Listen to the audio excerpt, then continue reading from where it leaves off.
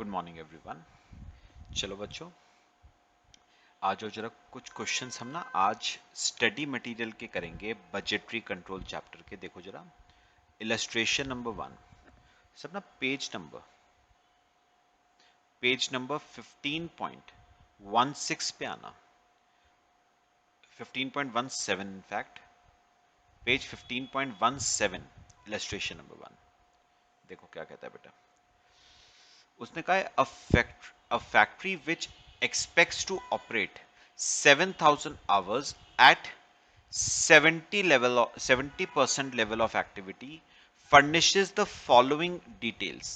Variable expenses दे रखे हैं, सेमी वेरिएबल दे रखे हैं, फिक्स्ड एक्सपेंसेस आपको बच्चे दे रखे हैं। तो पहले एक बात जो है वो क्लियर कर लो, वो क्या, ये जो आपको बजट बना के दे रखा है, दिस इज बेटा फॉर 70%। ये आपको 70% लेवल पे आपको बजट दे रखा है, ठीक है। उसने कहा semi variable expenses will go up by 10% between 85 and 95% and by 20% above 95%। Prepare a flexible budget for 80, 90 and 100% activity. तो आपको बजट कितने परसेंट पे दे रखा है? 70% पे। उसे देख के बजट बनाना है 80, 90 और 100 पे। बहुत सिंपल सा क्वेश्चन है, आ जाओ करते हैं। क्वेश्चन नंबर 1 आपका स्टडी मटेरियल का पेज नंबर 15.17। चलो बेटा बजट बनाते हैं। हेडिंग लिखोगे एक्सपेंस बजट। अच्छा, कितने परसेंट पे दे रखा है आपको बना के? 70% पे गिवन है आपको, तो 70% पे गिवन है। 80%, 90% और 100% पे आपको बनाना है, ठीक है। चलो आओ बेटा, मुझे बताओ सबसे पहले आपको कौन से एक्सपेंसेस बेटा दे रखे थे क्वेश्चन में? सबसे पहले आपको वेरिएबल एक्सपेंसेस दे रखे थे 1260। ये कितने परसेंट पे हैं? 70% पे। अच्छा, अब आपको अच्छी तरह पता है जो वेरिएबल एक्सपेंसेस हैं वो कैपेसिटी के साथ डायरेक्टली फ्लक्चुएट करेंगे। तो मुझे बताओ 1260, सुनो, 1260 के वेरिएबल एक्सपेंसेस 70% पे हैं, तो प्रोपोर्शनेटली बताओ बेटा 80% पे कितने होंगे? Divide by 70% into 80%, 1440। सेम करो, 1260 अगर 70% पे हैं तो 90% पे कितना होंगे? 1620। और सेम 100% पे करो, 1260 अगर 70% पे हैं तो बेटा 100% पे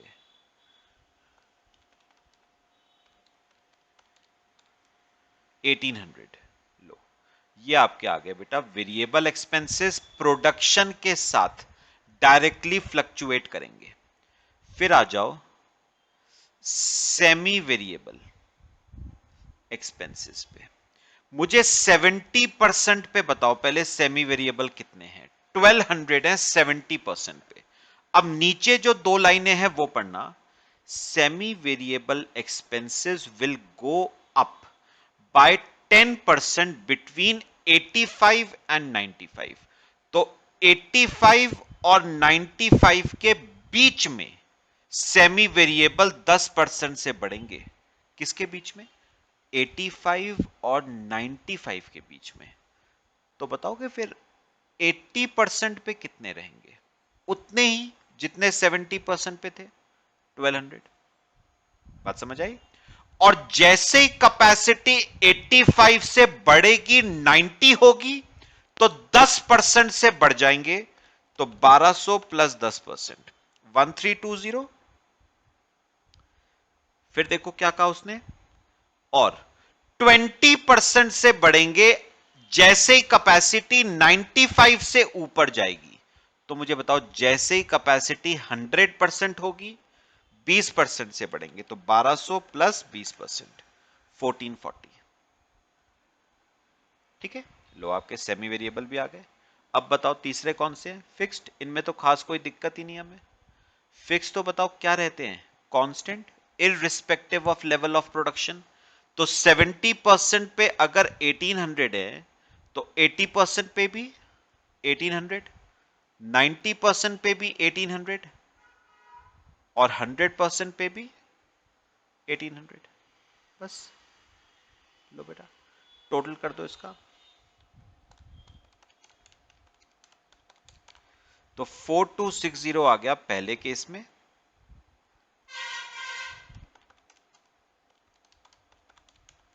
4440 दूसरे केस में,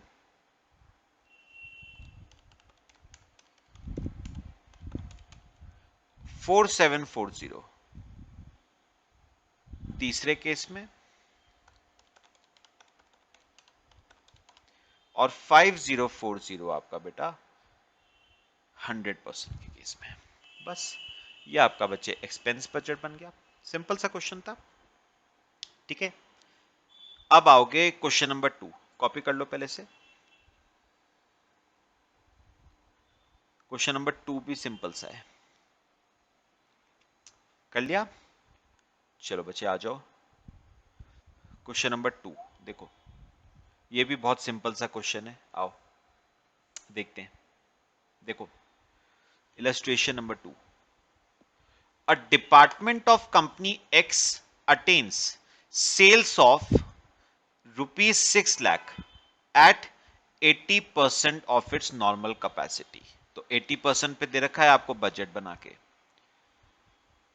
एडमिनिस्ट्रेशन कॉस्ट दे रखी है आपको, office salary, general expenses, depreciation, rates and taxes. Selling cost दे रखी है, salary, travelling expenses, sales office expenses, general expenses. Distribution cost दे रखी है, wages, rent, other expenses. Prepare a flexible administration, selling and distribution cost budget. Simple words में expense budget बनाना है at 90%, 100% and 110%। तो आपको बजट 80% पे दे रखा है और बनाना है 90, 100 और 110% पे। चलो बेटा आ जाओ, सॉल्व करते हैं।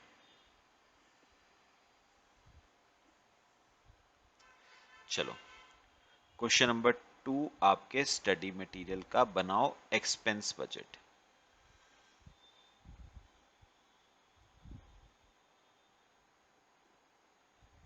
अच्छा, आपको बजट दे रखा है 80% पे, आपको बनाना है 90, 100 और 110% पे। ठीक है, चलो बेटा करना शुरू करेंगे। सबसे पहली कॉस्ट जो क्वेश्चन में गिवन है आपको, that is your administration cost. देखो क्या क्या है एडमिनिस्ट्रेशन कॉस्ट में। सबसे पहले ऑफिस सैलरीज कितनी, 90,000। 90,000 मतलब 80% पे 90,000 है।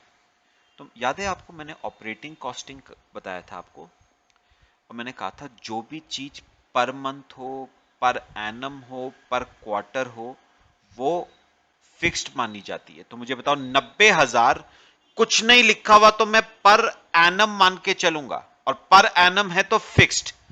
तो 90% पे भी 90,000, 100% पे भी 90,000 और 110% पे भी 90,000। ठीक है, फिर जनरल एक्सपेंसेस कितने हैं, 2% ऑफ सेल्स। मुझे बताओगे 80% पे, 80% पे आपकी सेल्स कितनी थी, 6 लाख। तो बेटा बताओगे 90% पे कितनी होंगी, 6 लाख डिवाइड बाय 80% इंटू 90%, 6,75,000। बेटा 100% पे 6 लाख है, 80% पे तो 100% पे 7,50,000 और 6 लाख है 80% पे तो 110% पे, sorry 2 minute, 6 lakh divide by 80% into 110, 8,25,000। चलो ये आपकी सेल्स आ गई चारों लेवल्स पे, करो सॉल्व। जनरल एक्सपेंसेस है 2% ऑफ सेल्स, तो 6 लाख का 2% 12,000, फिर 6,75,000 का 2% 13,500, फिर 7,50,000 का 2% 15,000, और 8,25,000 का 2% 16,500। फिर अगला खर्चा डेप्रिसिएशन दे रखा है आपको कितना, 7,500। फिक्स्ड मानोगे, कांस्टेंट रहेगा irrespective of level of production, 7,500। फिर रेट्स एंड टैक्सेस,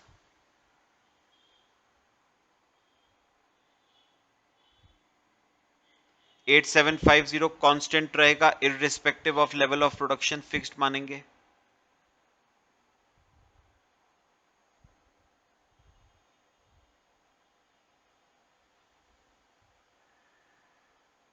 ठीक है, चलो अब बताओ मुझे अगला खर्चा कौन सा है। सेलिंग कॉस्ट,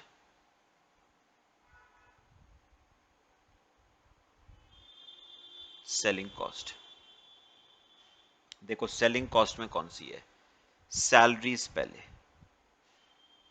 8% ऑफ सेल्स, तो पहले केस में सेल्स थी 6 लाख, उसका 8% 48,000।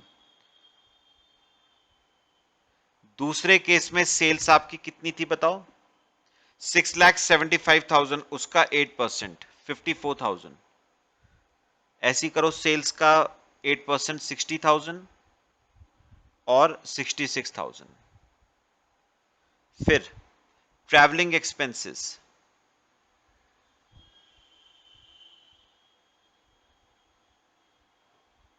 2% ऑफ सेल्स 12,000, 6,75,000 का 2% 13,500, 15,000, 16,500। फिर सेल्स ऑफिस एक्सपेंसेस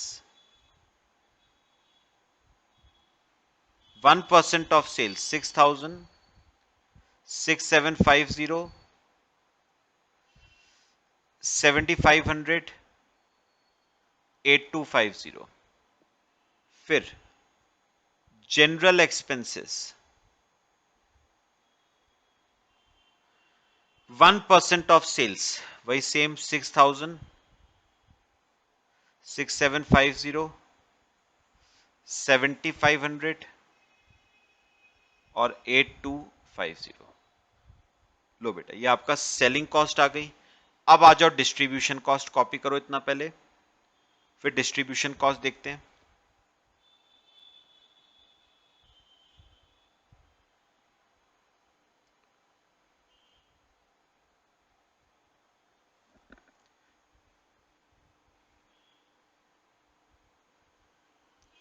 कॉपी कर लो, डिस्ट्रीब्यूशन कॉस्ट देखते हैं। चलो नीचे आए, आओ।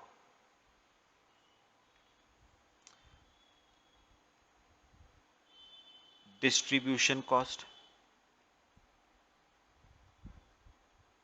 अच्छा डिस्ट्रीब्यूशन कॉस्ट हमारी पहली है वेजेस, कितना है 15,000, फिक्स्ड मानना, कांस्टेंट रहेगा irrespective of level of production, चारों केसेस में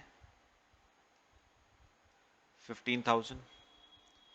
फिर आ गया रेंट, 1% ऑफ सेल्स करो 6,000, 6,750, 7,500, 8,250।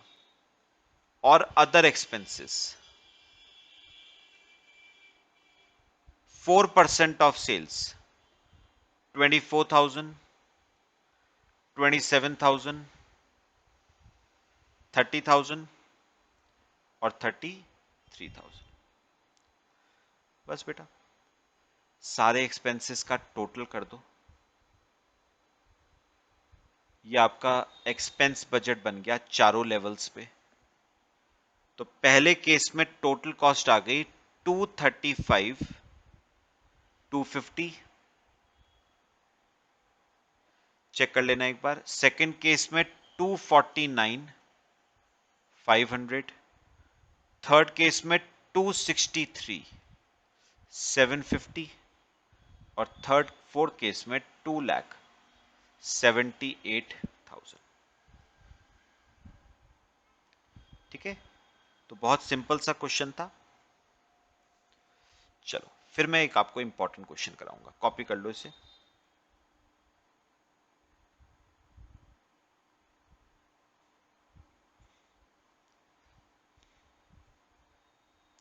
एक बड़ा इंपॉर्टेंट क्वेश्चन हम करेंगे, एग्जाम में आ सकता है आपके।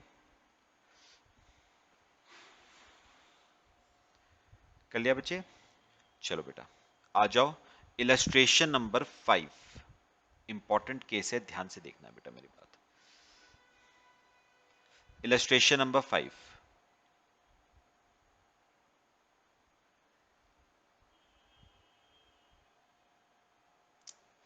देखो बेटा, illustration number 5, page number 15.38, page number 15.38, illustration number 5। देखो क्या कहता है, बहुत इंपॉर्टेंट है। मैं लिख देता हूं यहां पर, आप भी अपने पास लिख लेना, इंपॉर्टेंट क्वेश्चन है एग्जाम पॉइंट ऑफ व्यू से। इंपॉर्टेंट क्वेश्चन है बेटा, ठीक है। चलो आ जाओ, देखो। A company is engaged in the manufacture of specialized sub-assemblies required for certain electronic equipment. Company envisages that in the forthcoming month, December, sales will take a pattern in the ratio of 3 is to 4 is to 2 respectively of sub assemblies ACB, MCB and DP.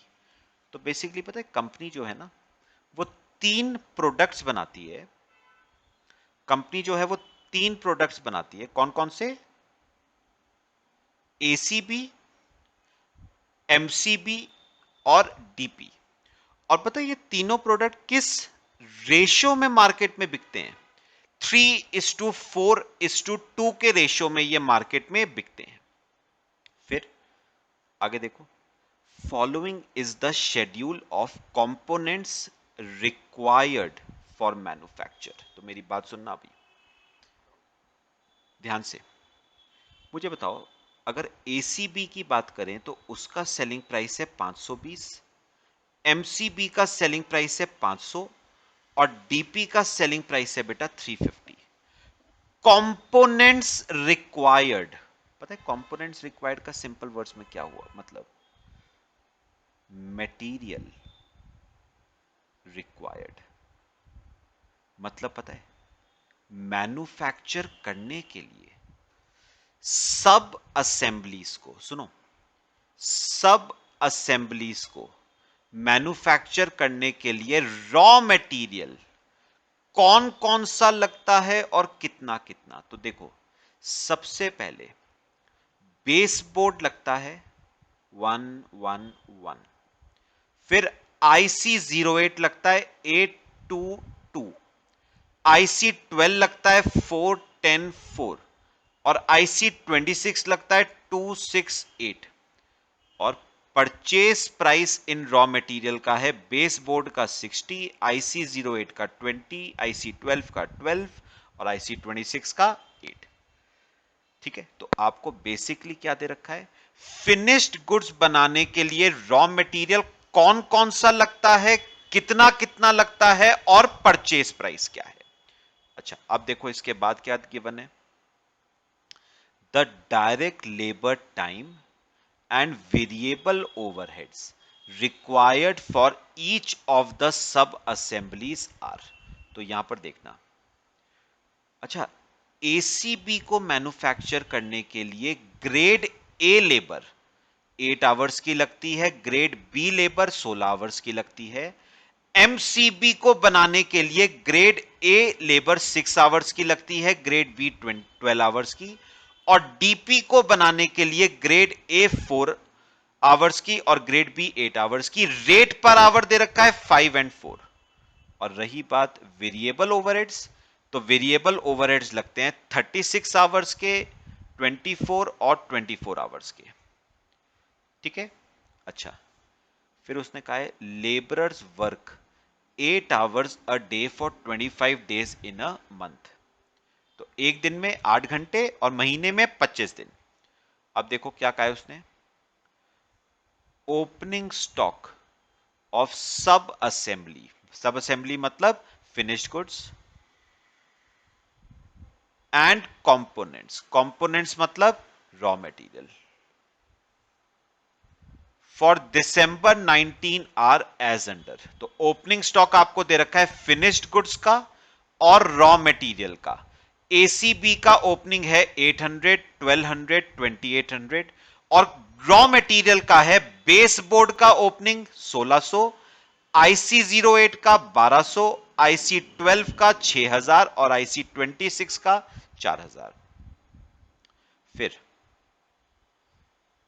Fixed overheads amount to 757,200 for the month and a monthly profit target of 12 lakh has been set। तो हम एक month का case करेंगे, fixed overhead 757,200 दे रखे month के और target profit हमें achieve करना है बच्चे 12 लाख रुपए का। अब आओ रिक्वायरमेंट पे, यहां पर पढ़ो। देखो, company is eager for a reduction of closing inventories for December of sub assembly and components bye 10%। तो याद रखना, कंपनी चाहती है कि वो क्लोजिंग स्टॉक को 10% से रिड्यूस कर दे as compare to opening stock. तो 10% रिड्यूस करेगी एज कंपेयर्ड टू बेटा ओपनिंग स्टॉक। ठीक है। फिर देखो, prepare the following budgets for December. कौन कौन से बजट बनाने हैं? Sales budget, production budget, usage budget मतलब कंजम्पशन बजट। यूसेज बजट मतलब बेटा कंजम्पशन बजट, कंजम्पशन बजट। अच्छा, इसके अलावा आपको बनाना है परचेज बजट और मैन पावर बजट। तो टोटल 5 बजट्स बनाने हैं। पहले 4 तो हमने करे हुए ही हैं, सेल्स, प्रोडक्शन, कंजम्पशन और परचेज।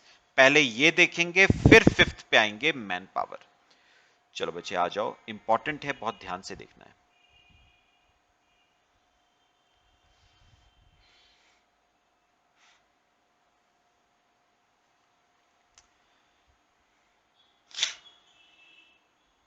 Question number 5। पहले क्या बनाना है बेटा? Sales budget. अभी करना कुछ नहीं, अभी मेरी बात बस सुननी है ध्यान से। पहले हम ना थोड़ी सी कैलकुलेशंस करेंगे, फिर हम सेल्स बजट की प्रिपरेशन पे बेटा आएंगे। ठीक है, एक काम करो, ठीक है, याद करो हम इनकम स्टेटमेंट बनाते थे मार्जिनल कॉस्टिंग चैप्टर में। लिखना हेडिंग इनकम स्टेटमेंट। मेरी बात अभी बहुत ध्यान से सबने सुननी है। इनकम स्टेटमेंट सुनो ध्यान से, मुझे बताओ कैसे बनाते थे आप income statement? Sales minus variable cost, क्या आता था ये? कंट्रीब्यूशन, माइनस फिक्स्ड कॉस्ट, क्या आता था आपका? प्रॉफिट। बेटा उसने आपको क्वेश्चन में कहा था, पढ़ो फर्स्ट पेज पे लास्ट लाइन, कि हमें प्रॉफिट अचीव करना है 12 लाख रुपए का। तो प्रॉफिट हम अचीव करना चाहते हैं 12 लाख रुपए का। ठीक है, याद रखना हम एक मंथ का केस कर रहे हैं। कौन से मंथ का? दिसंबर का। तो हम प्रॉफिट अचीव करना चाहते हैं 12 लाख और फिक्स्ड कॉस्ट दे रखी है 757,200। तो बेटा कंट्रीब्यूशन आ गया 19,57,200। बात समझ आई? अब आते हैं सेल्स पे और वेरिएबल कॉस्ट पे। ध्यान से बेटा, अभी ना इंपॉर्टेंट है, ध्यान से कॉपी करो पहले इतना, फिर मैं अगला वर्किंग नोट बनाता हूं।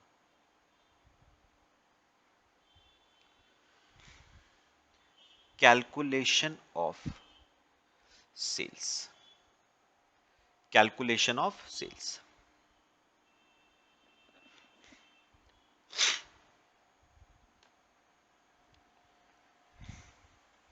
ध्यान से मेरी बात सुनिए, आओ चलो कैलकुलेशन करते हैं।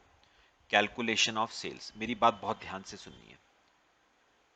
पता अगर आप एक बार ये क्वेश्चन पढ़ोगे ना, तो हम एसीबी, एमसीबी, डीपी, इनके कितने यूनिट्स हम बेच रहे हैं, क्वेश्चन में कुछ गिवन नहीं है। कितने यूनिट्स प्रोड्यूस कर रहे हैं, क्वेश्चन में कुछ गिवन नहीं है। तो मैं मान रहा हूं let total number of units be X. वैसे आप इस टाइप का ना केस, अगर आपको याद आएगा मार्जिनल कॉस्टिंग चैप्टर, तो हमने किए हुए हैं। Let total number of units be X. What do you mean by total number of units? इसमें एसीबी के भी हैं, एमसीबी के भी हैं और डीपी के भी हैं। तो ये जो एक्स यूनिट्स माने हैं ना मैंने, इस एक्स यूनिट्स में बचे एसीबी के यूनिट्स भी हैं, एमसीबी के भी हैं और डीपी के भी हैं। ठीक है। और मुझे एक बात और बताओ, इन तीनों के बीच का रेशो दे रखा था फर्स्ट पैराग्राफ 3:4:2।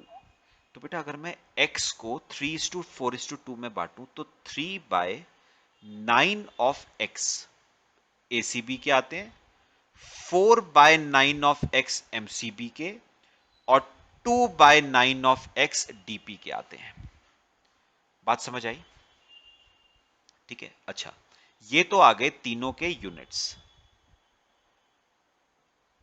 मल्टीप्लाई बाय तीनों का बताओ selling price per unit. First chart में आपको दे रखा था 520 रुपए एसीबी का, 500 रुपए एमसीबी का और 350 रुपए है डीपी का। तो अगर मैं सेल्स निकाल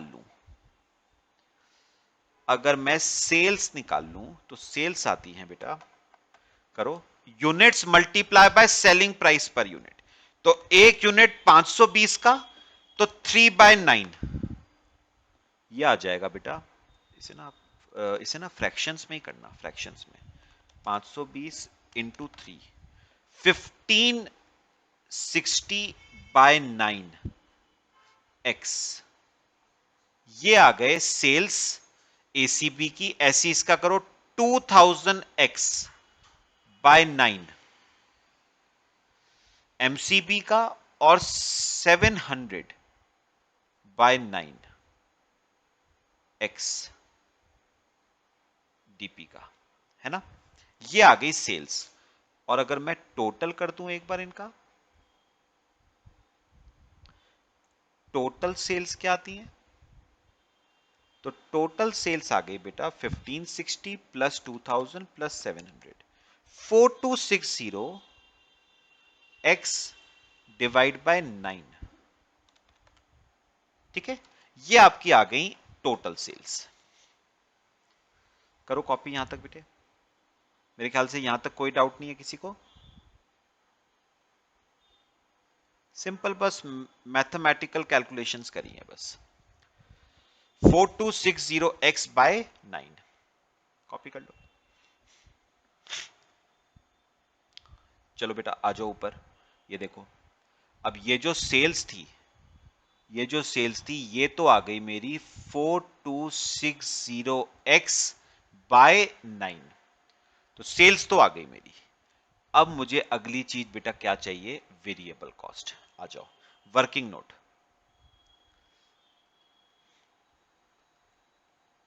calculation of variable cost, 3 column, ACB, MCB और डीपी। ठीक है। चलो मुझे बताओ वेरिएबल कॉस्ट में सबसे पहली कॉस्ट कौन सी है? Raw material.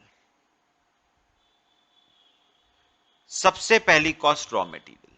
अच्छा, रॉ मटेरियल में ना चार चीजें लग रही थी। बेसबोर्ड लग रहा था, IC08 लग रहा था, IC12 लग रहा था और IC26 लग रहा था।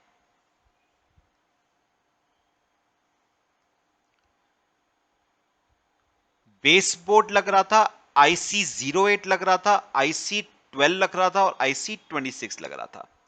चलो पढ़ो कितना कितना लग रहा है। मुझे ना एक यूनिट का बताना, मुझे एक यूनिट का, ठीक है, एक यूनिट को बनाने का। मुझे एक बात बताओ, एक यूनिट को बनाने में बेस बोर्ड 60 रुपए का लगता है, एक यूनिट को बनाने में। ध्यान से सुनना, एसीबी का एक यूनिट बनाने में बेस बोर्ड एक यूनिट का लगता है और एक यूनिट है 60 रुपए का, तो 60 रुपए का बेस बोर्ड हो गया। ऐसे ही एमसीबी को बनाने में, एमसीबी का एक यूनिट बनाने में बेस बोर्ड एक यूनिट का लगता है, एक यूनिट 60 का, और डीपी का एक यूनिट बनाने में बेस बोर्ड एक यूनिट का लगता है, 60 रुपए का एक यूनिट है। आ जाओ IC08 पे।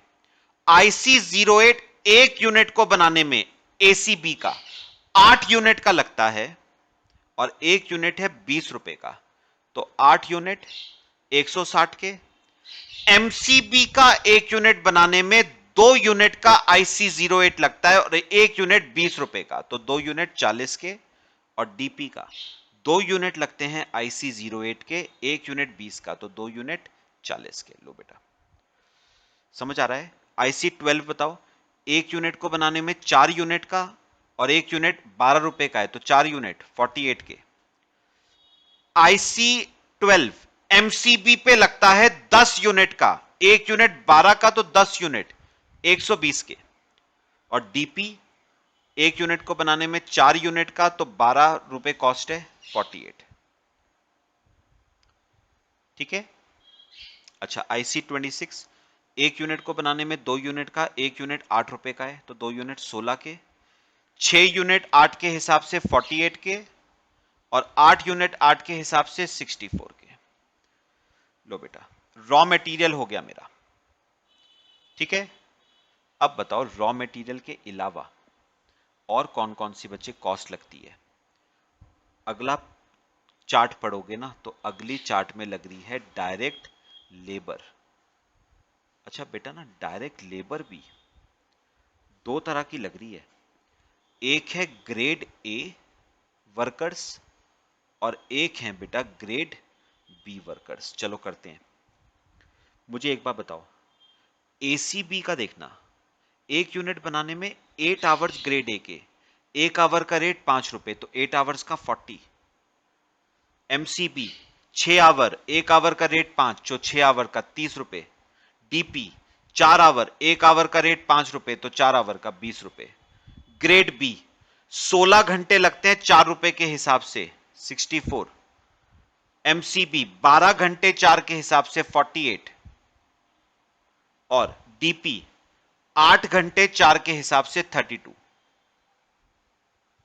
लो, ये आपकी बेटे डायरेक्ट लेबर भी हो गई।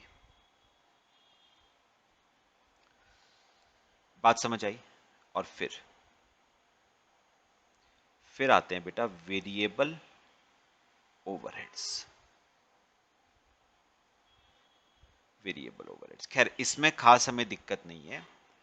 अगर वेरिएबल ओवरहेड्स पढ़ोगे ना, तो वो आपको सीधे सीधे दे रखे हैं, 36 रुपए के एसीबी पे, 24 रुपए के एमसीबी पे और 24 रुपए के डीपी पे। ठीक है। चलो टोटल कर लो, ये आपकी वेरिएबल कॉस्ट आ गई एक यूनिट की। देखो क्या आता है, 60, 160, 48, 16, 40, 64, 36, तो 424 रुपए वेरिएबल कॉस्ट एसीबी की। 60, 40, 120, 48, 30, 48, 24, 370। और यहां पर आ जाएगा ये आपका 60, 40, 48, 64, 20, 32 24 288 288 लो बेटा कॉपी कर लो। चलो ये आपकी ना वेरिएबल कॉस्ट आ गई पर यूनिट, कॉपी कर लो इसे, वेरिएबल कॉस्ट पर यूनिट आ गई। ठीक है, अच्छा अब मुझे निकालनी है टोटल वेरिएबल कॉस्ट, तो मल्टीप्लाई करूंगा नंबर ऑफ यूनिट से।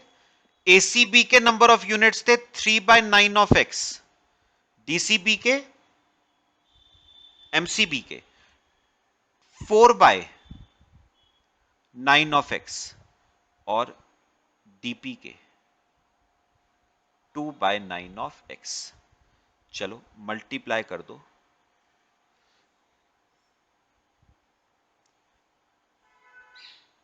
वेरिएबल कॉस्ट, इसे ए लिख लेते हैं, इसे बी लिख लेते हैं।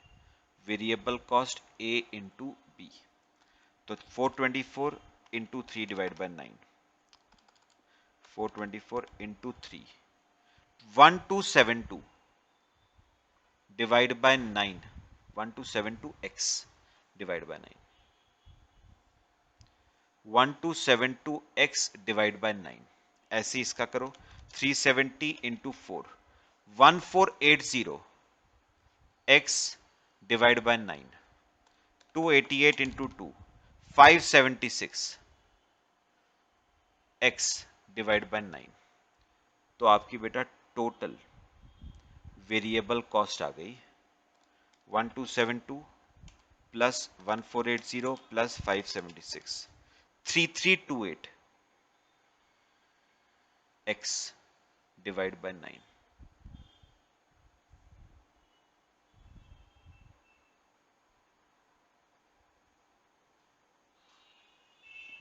3328 एक्स डिवाइड बाय 9, ये आपकी टोटल वेरिएबल कॉस्ट आ गई। कॉपी करो इतना,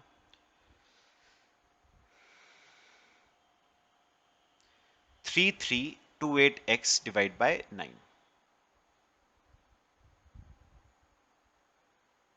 ठीक है बेटे, चलो आ जाओ ऊपर इनकम स्टेटमेंट में रखो 3328 डिवाइड 3328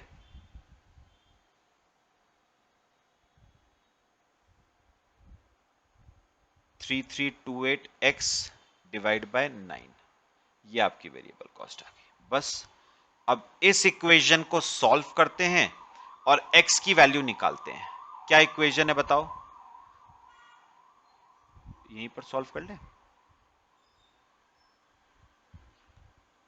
सुनो इक्वेशन क्या है, 4260x divide by 9 minus 3328x divide by 9 is equal to 1957 200।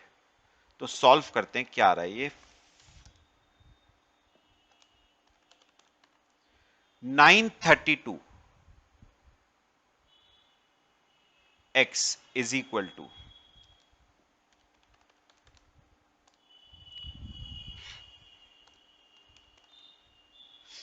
1957 200, 1 crore 76,14,800। तो x जरा निकालना 18,900, एक बार चेक कर लेना जरा, यही आ रहा है क्या 18,900 यूनिट्स।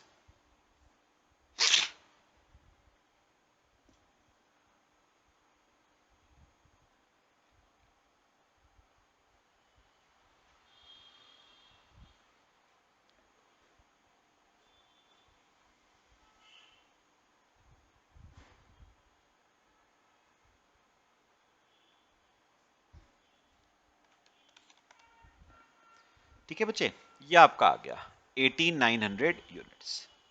इसका मतलब आप तीनों के मिला के कितने यूनिट्स बेचोगे बच्चे 18,900 में। एक छोटी सी कैलकुलेशन है यहां पर बेटा और कर रहा हूं, सुनो टोटल बताओ कितने यूनिट्स आए। ये आए हैं यूनिट्स सोल्ड कितने 18,900। इसमें से बताओगे बेटा एसीबी के कितने होंगे? 3:4:2 का रेशियो था ना, तो बांटो 6300 यूनिट्स एसीबी के, फिर एमसीबी करो 8900 into 4 divide by 9, 8400 units MCB के और डीपी के 4200 यूनिट्स डीपी के। लो बेटा ये आपके आगे तीनों के यूनिट्स सोल्ड। बस अब क्वेश्चन हमारा इजी हो जाएगा। मेन हमारी ये कैलकुलेशन थी। कॉपी कर लो बेटा।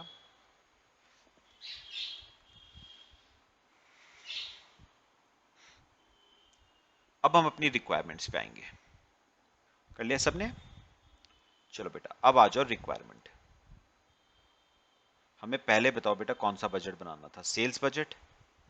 चलो रिक्वायरमेंट देखते हैं। अब पहला सेल्स बजट, ब्रैकेट्स में पढ़ना क्वेश्चन में। उसने कहा था सेल्स बजट आपको क्वांटिटी एंड वैल्यू दोनों में बनाना है, क्वांटिटी और वैल्यू दोनों में। चलो करते हैं। 3 प्रोडक्ट्स हैं, एसीबी, एमसीबी, डीपी। पहले मुझे बताना सेल्स की क्वांटिटी। अभी हमने निकाली एसीबी के 6300 यूनिट्स, एमसीबी के 8400 और डीपी के 4200। ये तो आ गई क्वांटिटी। वैल्यू कैसे निकालोगे? Multiply by selling price per unit. कितना कितना है? 520, 500 और 350। लो ये आपका सेल्स बजट आ गया।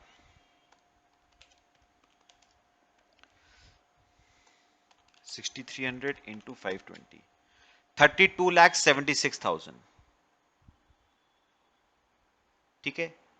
एमसीबी का करो 42 लाख और डीपी का 14,70,000। ये आपका सेल्स बजट। ठीक है, कॉपी करते रहो साथ साथ। अच्छा अगला कौन सा बनाना था? Production budget in quantity. बनाओ सेकंड। प्रोडक्शन बजट ध्यान से जरा, सिर्फ किस में बनाना है? In quantity.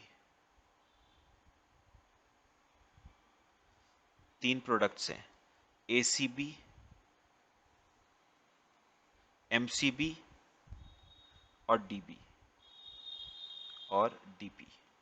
चलो बेटा अब याद करो जरा क्वेश्चन और मुझे बताओ ये प्रोडक्शन कैसे निकालते थे? Sales plus closing stock of finished goods minus opening stock of finished goods. तो यहां पर लिखो पहले सेल्स, यूनिट्स में लिखना, हमें क्वांटिटी में निकालना है तो यूनिट्स में लिखना। कितनी कितनी आई?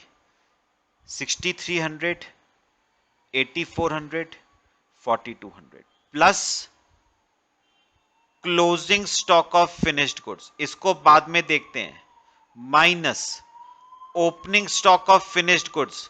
फर्स्ट पेज पे लास्ट चार्ट देखो, ओपनिंग स्टॉक दे रखा था आपको एसीबी का 800, एमसीबी का 1200, डीपी का 2800। ये तो आ गया ओपनिंग स्टॉक। और उसने क्या कहा था? क्लोजिंग स्टॉक ओपनिंग स्टॉक के कंपैरिजन में बचे 10% कम होना चाहिए। तो ओपनिंग स्टॉक 800 है तो क्लोजिंग स्टॉक 10% कम होना चाहिए, मतलब 720। ठीक है, ऐसे ही इस केस में बताओ 1200 माइनस 10% 1080, और इस केस में 2800 माइनस 10% 2520। लो ये आपका प्रोडक्शन बजट आ गया। ठीक है, कितना सॉल्व करो? 6300 प्लस 720 माइनस 800, 6220 प्रोडक्शन। एमसीबी का 8280 और 3920।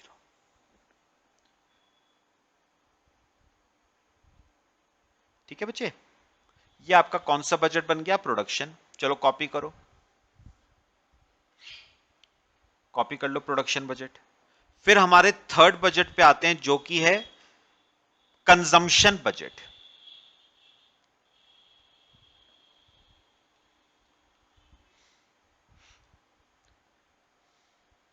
करें? चलो आओ,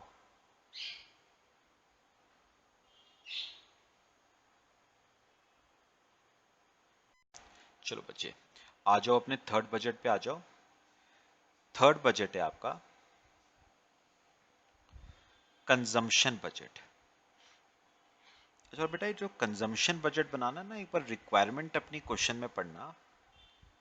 ये कंजम्पशन बजट आपको उसने बनाने को कहा है इन क्वांटिटी, और याद रखना कंजम्पशन हमेशा रॉ मटेरियल का होता है, तो रॉ मटेरियल का बजट आपको बनाना है। ठीक है? अच्छा, अब मुझे एक बात बताओ, रॉ मटेरियल कितने तरह का लगा? बेस बोर्ड लगे, IC08 लगा, IC12 लगा, IC12 लगा, और IC बेटा 26 लगा। ठीक है? ACB पे, MCB पे और DP पे। ठीक है, चलो करना शुरू करें। चलो बेटा क्वेश्चन पढ़ो और मुझे ना सब अपने अपने आप बताओ।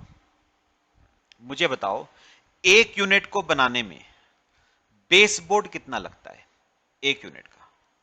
तो 6220 यूनिट्स ACB के बनाने में कितना बेस बोर्ड लगेगा? 6220 यूनिट्स का।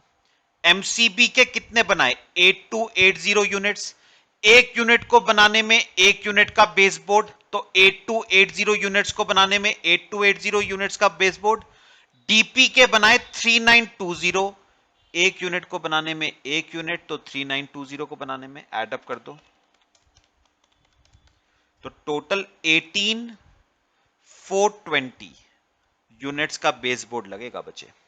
अच्छा, IC08 ध्यान से देखना है बेटा, IC08 एक यूनिट को बनाने में 8 यूनिट का लगता है, तो एक यूनिट को बनाने में 8 यूनिट, तो 6220 यूनिट्स को बनाने में 49760।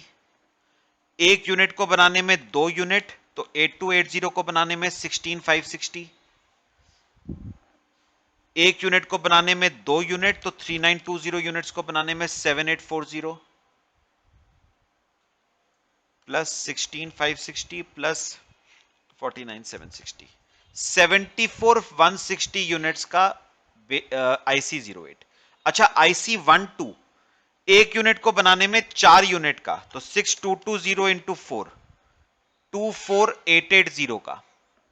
फिर MCB 10 यूनिट का, तो 82800, और 4 यूनिट का DP को बनाने में, तो 3920 इंटू 4, 15680। बस टोटल कर दो बेटा, 123360। ठीक है, ये IC12 आ गया। अब IC26 करो। एक यूनिट को बनाने में 2 यूनिट, तो 6220 को बनाने में 12440।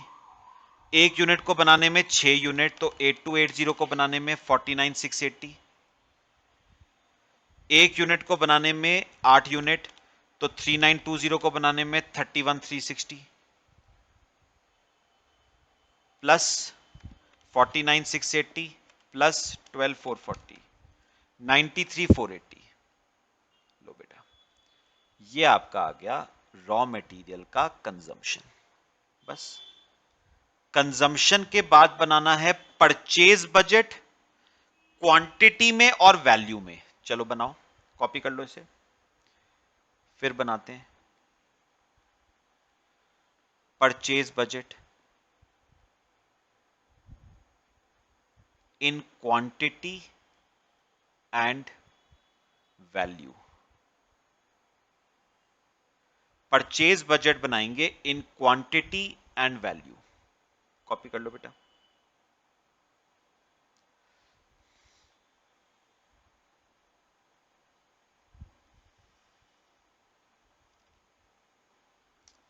करें? चलो आ जाओ बेटा। कितने तरह का रॉ मटेरियल था? 4 तरह का। Base board, IC08, IC12, IC26। ध्यान से मुझे एक बार बताओ, ये परचेज कैसे निकालते हो? Purchase consumption of raw material plus closing stock of raw material minus opening stock of raw material. तो कंजम्पशन तो देखो ऊपर हमने निकाली बेस बोर्ड की 18420, IC08 की 74160, 123,360, 93,480। अच्छा, फर्स्ट पेज पे लास्ट चार्ट देखना, सबका ओपनिंग स्टॉक आपको दे रखा था 1600 बेस बोर्ड का, क्लोजिंग स्टॉक बाद में देखते हैं, 1200 IC08 का, 6000 IC112 का 12 का, और IC26 का 4000। अब बेटा याद है उसने ओपनिंग स्टॉक के लिए क्या कहा था कि ओपनिंग स्टॉक क्लोजिंग स्टॉक से, क्लोजिंग स्टॉक ओपनिंग स्टॉक से 10% कम होगा। तो 1600 ओपनिंग है माइनस 10%, 1440। IC08 1200 minus 10%, 1080। ऐसी 6000 माइनस 10% 5400, 4000 माइनस 10% 3600। तो ये आपकी परचेजेज आ गई इन क्वांटिटी। करो कॉपी। चलो परचेजेज आ गई 260 यूनिट्स बेस बोर्ड की, 74,040 IC08 की, 122,760 IC12 की, और 93,080 IC26 की। ये तो आ गई परचेजेस इन क्वांटिटी। अब निकालते हैं बेटा परचेजेस इन वैल्यू। ठीक है, आओ क्वेश्चन में सबसे ऊपर वाले टेबल पे एक बेस बोर्ड है 60 रुपए का, तो 18,260 बेस बोर्ड 10,95,600 के। IC08 20 रुपए की है तो 74,040, 14,80,800। IC12 12 रुपए की तो 122,760, ये आ गया 14,73,120। और IC26 8 रुपए की 93,080, 744,640 की। लो बेटा, ये आपका परचेज बजट बन गया इन क्वांटिटी एंड वैल्यू। ठीक है, कॉपी कर लो इसे। फिर लास्ट बजट पे आते हैं, मैन पावर बजट। सिंपल सा है, देखना।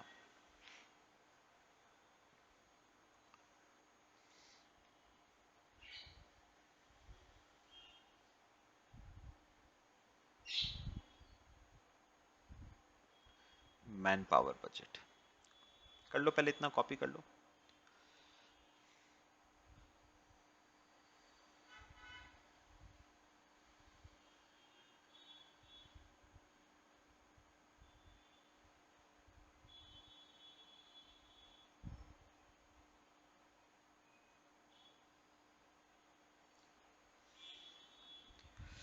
अच्छा, एक बार ना क्वेश्चन पे और मुझे ये बताओ, आपको जो मैन पावर बजट बनाना था वो आपको बनाना था, क्या क्या दिखाना क्या क्या था उसमें, जरा देखो।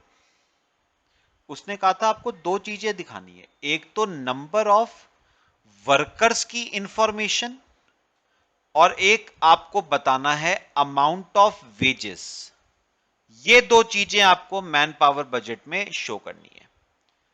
करना शुरू करें। मुझे एक बार बताओ, मैन पावर कितने तरह की लगी थी? बेटा दो तरह की लगी थी, ग्रेड ए और ग्रेड बी। दो तरह की मैन पावर लगी थी, ग्रेड ए और ग्रेड बी। ठीक है, चलो देखते हैं बेटा ग्रेड ए और बी। यहां पर लिखो एसीबी, एमसीबी और डीपी।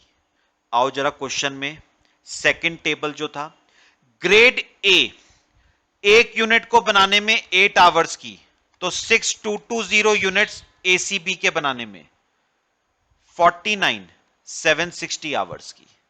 ग्रेड बी एक यूनिट को बनाने में 16 आवर्स की, तो 6220 यूनिट्स को बनाने में 99,520 की।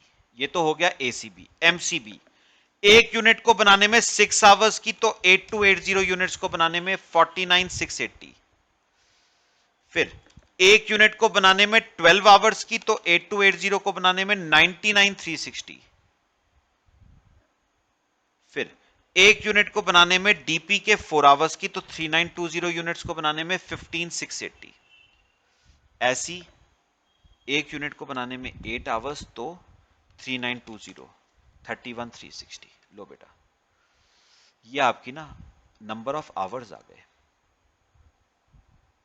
तो ग्रेड ए लेबर लगी टोटल 49,760 प्लस 49,680 प्लस 15,680, 11,5120 आवर्स की। Grade B 99,520 plus 99,360 plus 31,360, 230,240। ये आ गए नंबर ऑफ आवर्स। अच्छा, एक बार क्वेश्चन पढ़ के बताओ, क्या मुझे नंबर ऑफ आवर्स निकालने थे? नहीं बेटा, आपको नंबर ऑफ वर्कर्स निकालने थे। मेरी बात सुनना, मेरी बात सुनना। पूरे महीने में 115120 आवर्स काम हुआ पूरे महीने में, और एक वर्कर एक महीने में बेटा काम करता है रोज के 8 घंटे, तो महीने में 25 दिन। तो रोज के 8 घंटे मतलब महीने में 25 दिन, 200 घंटे। अब मुझे एक बात बताओ, पूरे महीने में काम हुआ 115120 आवर्स का, और एक वर्कर महीने में काम करता है 200 घंटे, तो कितने वर्कर्स होंगे? 115120 डिवाइड बाय 200, 576 वर्कर्स होंगे बेटा। Grade A. अच्छा, ग्रेड बी पूरे महीने में 2,30,240 घंटे काम हुआ, और एक वर्कर तो 200 घंटे ही काम करेगा ना, तो 230,240 डिवाइड बाय 200, 1152 वर्कर्स। लो, ये आ गए नंबर ऑफ वर्कर्स। और क्या निकालना था क्वेश्चन में? Amount of wages. चलो करते हैं। क्या था वेज रेट? एक आवर का 5 रुपए ग्रेड ए का। मेरी बात सुनो, मेरी बात सुनो पहले। एक वर्कर की बात करते हैं, एक वर्कर की। एक वर्कर महीने में 200 घंटे काम करता है, एक आवर का 5 रुपए, तो महीने का 1,000 रुपए हो गया एक वर्कर का, तो 576 वर्कर्स का 5,76,000। अच्छा, ऐसे ही जरा ग्रेड बी का भी करो। एक वर्कर को मिलता है 4 रुपए, तो एक आवर का, तो 200 आवर का 800 रुपए एक वर्कर का, 1152 वर्कर्स का 921,600। लो बेटा, ये आ गई आपकी अमाउंट ऑफ वेजेस। तो ये बन गया man power budget, number of workers भी निकाल लिए हमने, और अमाउंट ऑफ वेजेस भी निकाल ली बेटे। ये ना वर्कर्स है, 576 वर्कर्स। ठीक है, चलो बेटा, बाकी नेक्स्ट क्लास में करते हैं। काफी इंपॉर्टेंट क्वेश्चन हमने किया है डिस्कस। कॉपी कर लो इसे, बाकी हम नेक्स्ट क्लास में करेंगे।